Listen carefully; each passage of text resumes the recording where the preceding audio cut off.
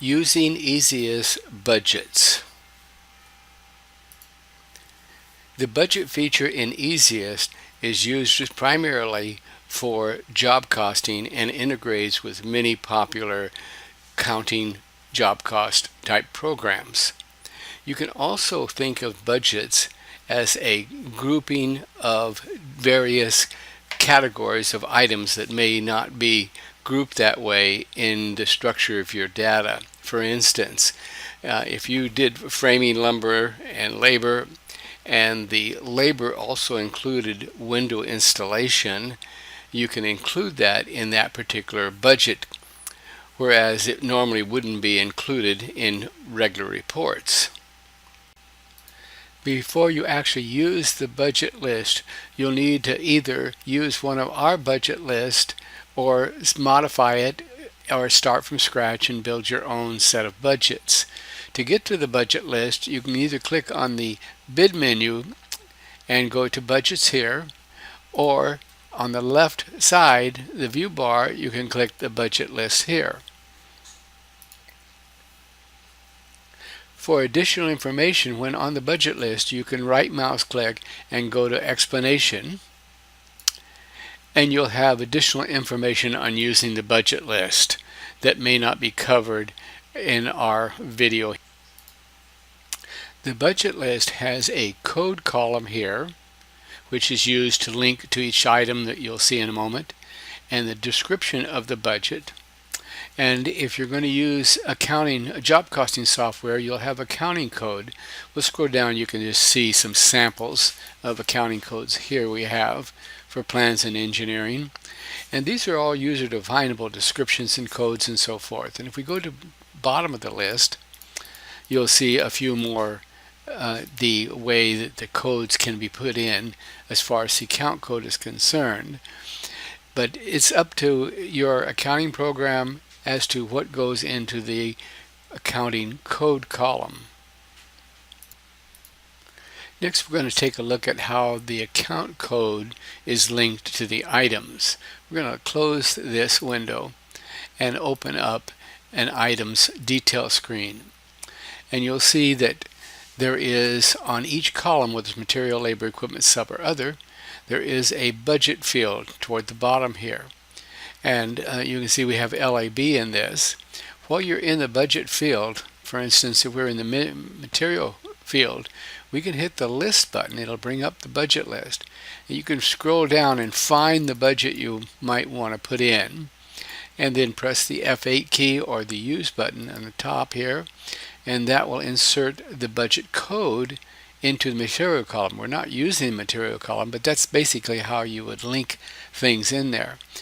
The code is described, in this case 1343.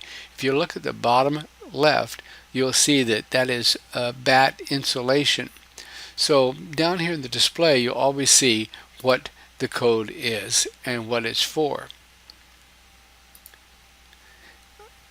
In our description here, or instructions, we're showing the form of an item that's already in a bid. You will actually be using the price book item form and not the bid item form here when you actually set it up.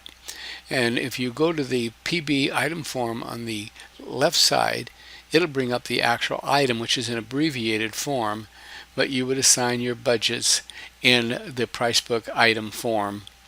You can navigate the item form by clicking on the list button and picking a division and a subdivision, and it will take you there. And we can scroll through by hitting the buttons down here, the black buttons, to basically scroll through item by item and insert the budget codes. When you're actually doing this, there is some really shortcuts. We're going to close a few of these windows to add budget codes to several items at one time. For instance, if you wanted to add electrical subcontractor to all electrical items, the easiest way to do that is click on the division list and then go down to electrical. And when you're on electrical, you'll click the cross reference, this X reference here, and we want to show all the items in the price book that are in the electrical division. And when it comes up, you'll see it says price book item list division 25 in this case. Once we have all the items we want to assign the budget code to, we would tag the items with the tag all records, and then open up one of the forms. It doesn't matter which one. When we're on the form, we're going to go into the budget column and hit the list button.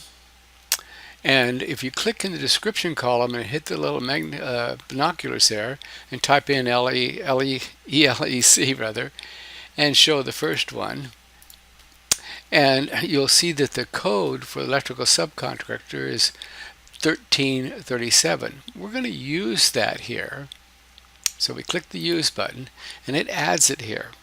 Now we're going to right mouse click and copy that. I'm going to make sure I got that copied. Let me do that again. Copy it. Next, we want to go to the tag menu because we've tagged all these lines. And we're going to change the column's value.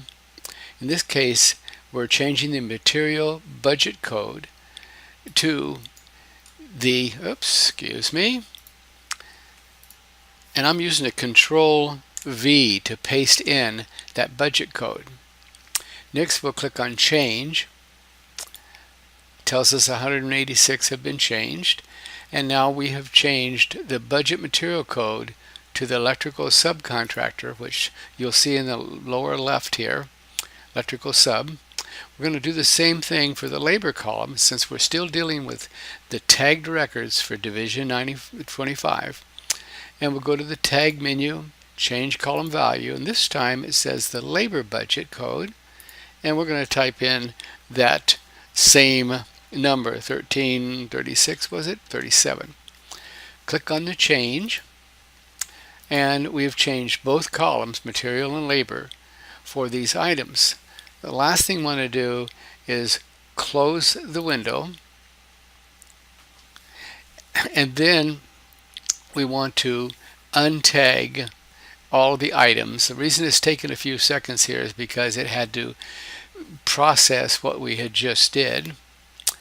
And we always want to remember to untag items after you have taken action on the tagged item. So we'll click on untag here, or you can go to the tag menu and untag from there. We're untagging them. Now we're still viewing the price book item list with division 25. We want to get back to the whole item list before we leave here. So we click the all, show all records, and that brings us back to the price book item list with every item viewable.